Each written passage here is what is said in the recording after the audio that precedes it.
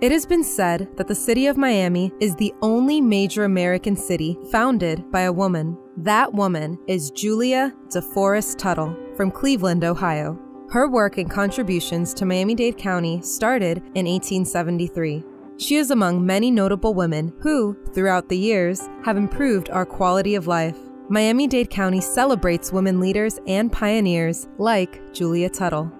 She came to South Florida for the first time in 1873 to visit her father, who owned a homestead. After her husband died, she decided to return to South Florida and purchase land on the north bank of the Miami River.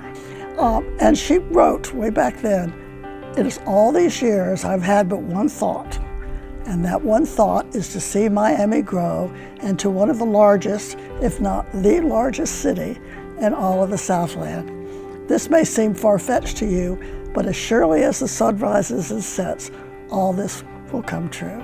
And they thought she was crazy. When she arrived in 1891, there was no road to Miami, and she set about to bring in a railroad. She looked to Henry Flagler, who was also from Cleveland, believe it or not, who was bringing his railroad down the East Coast. She said that she would give him half her land, cleverly every other lot, if he would bring the railroad to Miami. The deal was she would give him every other lot and land for his Grand Royal Palm Hotel. And so he agreed. Sure enough, and the first train arrived in April 1896, and the new city of Miami was born on July 28th. But we shouldn't forget Mary Brickell, her husband William, who owned a huge amount of lands all the way down from the river to Pass Mercy Hospital on the south side of the river.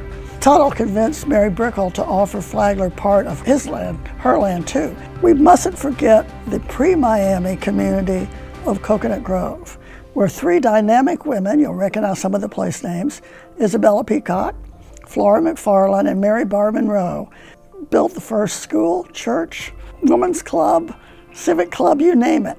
And this was before Julia got here and before there was a Miami. Our county's park system was born in the 1930s, when it wasn't common or really accepted for women to hold formal leadership positions in government or industry. However, since the very beginning, the strong women in our community emerged as powerful advocates and supporters of parks in Miami-Dade County. If you look around the country and the world, you will notice that every great city has a great park system. Parks increase quality of life for all residents across the board, regardless of your age, your gender, socioeconomic background. If you reside in Dade County, you have access to our park system. Miami-Dade County's women supported the principles of women's rights movement to advance social justice and improve the human condition for people of all genders. And one of the ways they did this was through the support of parks. We've tried to capture their legacy through Women's Park, one of the first parks in the nation to be dedicated to women.